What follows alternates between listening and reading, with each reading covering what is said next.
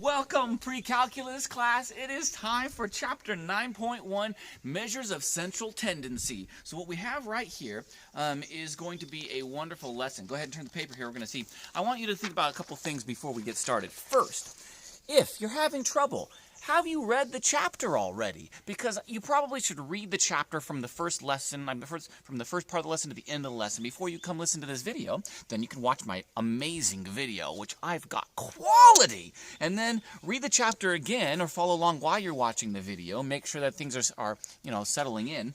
And then if you got questions, be like, I don't understand how to do something, maybe try Khan Academy. You can always look it up on Google. And you can always ask me on Google Classroom. Just private message me there or just put it in the mainstream of the feed. I'll be happy to answer you guys' questions. Okay, go ahead and turn. We're going to get started here. Oh, by the way, this is my daughter Grace, and we are at the Landon Farm. So I got to show you a little bit around the Landon Farm a little bit. So I'm going to go over here. That's my well house, where the well is, because the water, like I get God's water from the ground in the sky.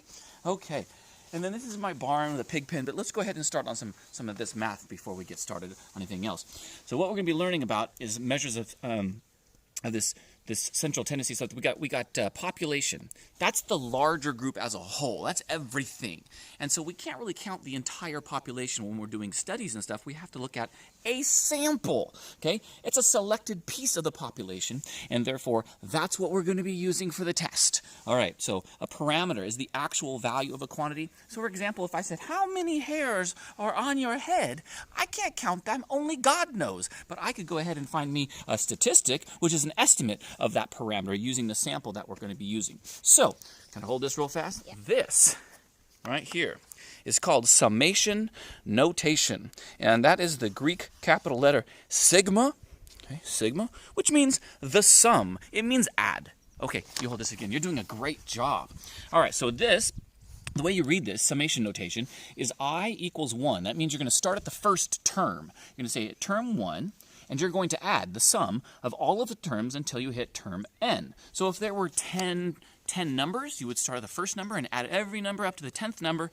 And this right here says x sub I, which means what term you're on. So x sub 1, x sub 2, x sub 3, you're going to do all the way up to x sub n. And you're going to add up all those terms together.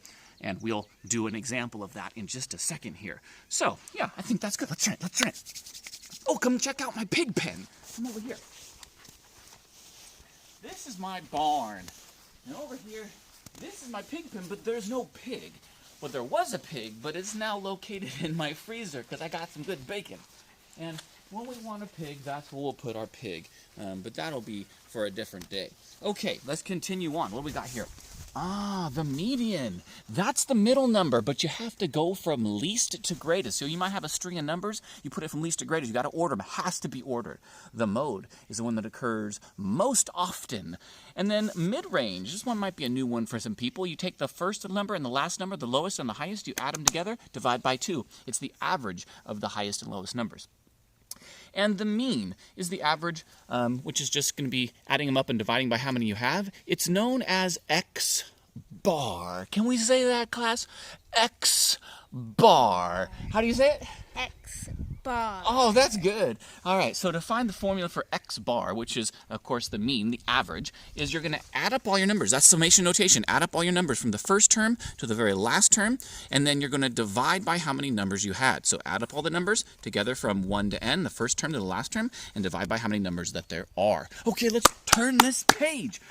Yeah, because I'm lost. You're lost. This is my wife. She's lost. She's filming, and she doesn't get it. All right.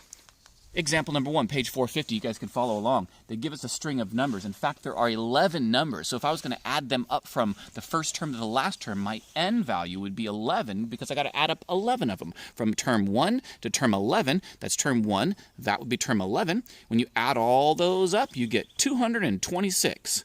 And you're going to divide that by the 11 numbers you have. So X bar, the mean, is going to be 20.55. Okay, the median. Median is ordering it from least to greatest. They're already ordered from least to greatest, so you just go straight to the middle, and there's a 20 in the middle, so it is the median. Of course, the mode is the one that occurs most often, and there's a whole load of 24s here, so that's the mode. Mid-range is easy because all you got to do is add the 15 and the 25, the first and last numbers, divide it by 2, and you end up with 20. I have a question. Yeah.